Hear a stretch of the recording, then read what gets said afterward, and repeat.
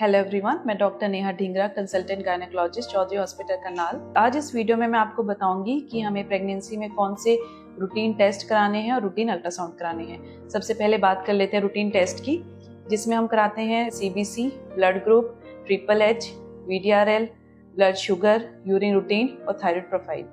एक एक करके सबके बारे में बात कर लेते हैं। सबसे पहले है सीबीसी यानी कि कंप्लीट ब्लड काउंट। बहुत सारे जो लोग हैं वो सिर्फ हीमोग्लोबिन कराते हैं, लेकिन नहीं, हमें प्रेगनेंसी में कंप्लीट ब्लड काउंट कराना बहुत ज़रूरी है ताकि आपका हीमोग्लोबिन, प्लेटलेट, डब्ल्यूबीसी काउंट और वेरियस इंडिसेस हैं वो चेक हो सके, ताकि कोई भी ब्लड डिसऑर्डर है तो हमें उसका पता चल सके, उसी के अकॉर्डिंग फिर हम उसको ट्रीट कर सकें। इसके बाद आता है ब्लड ग्रुप। ब्लड ग्रुप इसलिए ज़रूरी है कि मान लो अगर आप प्रेगनेंसी में कोई अनीमिया है, खून की कमी है, डिलीवरी के दौरान कोई भी ब्लड लॉस ज़्यादा हो जाता है, ब्लड ट्रांसफ्यूजन की ज़रूरत है, तो हमें ब्लड ग्रुप अगर पहले से पता होगा तो हेल्पफुल रहेगा। और साथ ही में अगर आपका ब्लड ग्रुप नेगेटिव है, मदर का ब्लड ग्रुप अगर नेगेटिव है तो एक हाई रिस्क प्रेगनेंसी होती है, क्योंकि अगर बच्चे का ब्लड ग्रुप पॉजिटिव हुआ तो बच्चे को कॉम्प्लिकेशन होने का रिस्क रहता है। तो इसीलिए और टेस्ट क्या कराने हैं, कैसा ट्रीटमेंट रहेगा, तो उस हिसाब से डिसाइड होता है। फिर आता है ब्लड शुगर।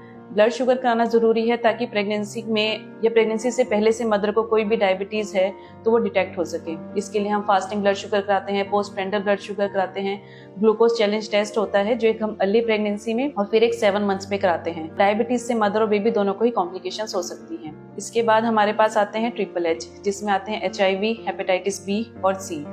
ये भी डिटेक्ट करता है कि मदर को इनमें से कोई इन्फेक्शन तो नहीं है, ताकि प्रेगनेंसी के दौरान हम उनको बता सकें कोई भी प्रिकॉशंस लेनी है, डिलीवरी के दौरान जो भी प्रिकॉशंस लेनी है वो ले सके, पीडियाट्रिशियन को बता दें, ताकि बेबी को, अगर मदर से बेबी को ट्रांसमिट होने का रिस्क रहता है तो उसको कोई ट्रीटमेंट की जरूरत है तो वो हम देख लेंगे उस टाइम। के बाद आता है वीडीआरएल। वीडीआरएल है अगर मदर को सिफिलिस वगैरह है तो वो डिटेक्ट कर सकता है वीडीआरएल टेस्ट, क्योंकि मदर से बेबी को ट्रांसमिट हो सकता है। तो अगर ये टेस्ट पॉजिटिव आता है तो हम मदर को ट्रीटमेंट दे सकते हैं। इसके बाद आता है यूरिन रूटीन।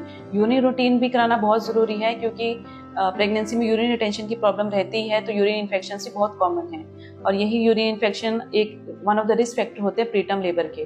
तो यूरिन रूटीन से हमें वो पता चल सकता है। साथ में यूरिन में शुगर, एल्ब्यूमिन डिटेक्ट हो सकता है। अगर हाइपरटेंशन है, अगर डायबिटीज़ है तो उसमें हेल्पफुल रहेगा। इसके बाद आता है थायराइड प्रोफाइल। बहुत सारे लोग थायराइड प्रोफाइल मिस करते हैं, लेकिन प्रेगनेंसी में because of hormonal changes thyroid disorders का रिस्क रहता है। हाइपर और हाइपोथायराइडिज्म दोनों ही हो सकते हैं, इसलिए T3, T4, TSH कराना बहुत ज़रूरी है, क्योंकि दोनों ही ये थायराइड डिसऑर्डर्स जो है मदर को भी कॉम्प्लिकेशंस कर सकते हैं, बेबी को भी कर सकते हैं। तो अगर ये डिटेक्ट हो जाएं तो इनका ट्रीटमेंट टाइमली हो सके। तो ये है टेस्ट। इसके बाद हम बात करते हैं कौन से रूटीन अल्ट्रासाउंड होते हैं प्रेगनेंसी में। रूटीन अल्ट्रासाउंड में सबसे पहले हम अर्ली प्रेगनेंसी में भी एक स्कैन कराते हैं, जो बेसिक स्कैन होता है, लाइक 6 to 8 वीक्स पे। ये स्पेशली उन लोगों के लिए बहुत ज़रूरी होता है जिसमें प्रीवियस हिस्ट्री है रिकरेंट अबॉर्शंस की, कोई प्रीशियस प्रेगनेंसी है, इनफर्टिलिटी ट्रीटेड है।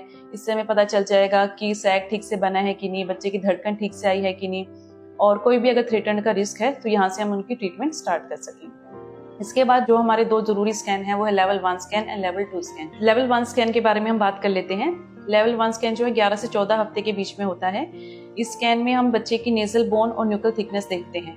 यहाँ पे हम डिटेक्ट कर सकते हैं कि बच्चे की नाक की हड्डी बनी है कि नहीं, क्योंकि इससे हम डाउन सिंड्रोम को डिटेक्ट कर सकते हैं, जबकि हम जानते हैं down syndrome most common cause है जो कि बच्चों में सीवियर मेंटल रिटार्डेशन कॉज करता है, तो उसको हम यहाँ पे अर्ली डिटेक्ट कर सकते हैं।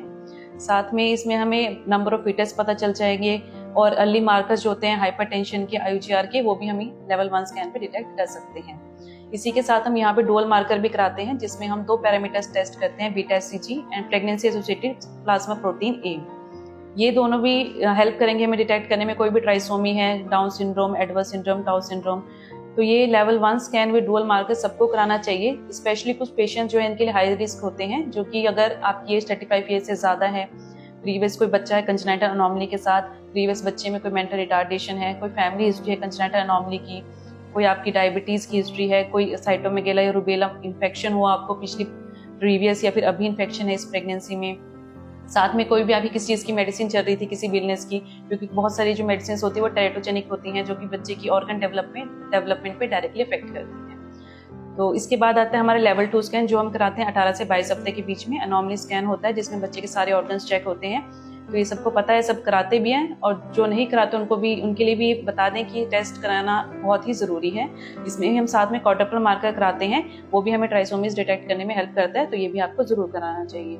इसके बाद हमारे 2 मंथली गैप पे 2 रूटीन स्कैन होते हैं, जो एक 7 मंथ की स्टार्टिंग में और 9 मंथ में हम करा लेते हैं, बेबी की पोजीशन देखने के लिए और बच्चे का लाई देखने के लिए, बच्चे के आसपास जो फ्लूइड कितना है वो देख सकते हैं, बच्चे की ग्रोथ देखने में हेल्प करते हैं। अगर प्रीवियस सिजेरियन है तो प्लेसेंटा की लोकलाइजेशन करने के लिए, स्कार थिकनेस के लिए काम आता है, ताकि हम डिसाइड कर सकें कि बच्चे को अगर कोई दिक्कत है, कोई और ट्रीटमेंट की ज़रूरत है, तो हमें टाइम मिल जाएगा 7 मंथ के बाद हम उसको आगे ट्रीट कर सकें। और साथ में ही हमारा मोड ऑफ डिलीवरी भी हम डिसाइड कर सकें अकॉर्डिंग टू पोजीशन।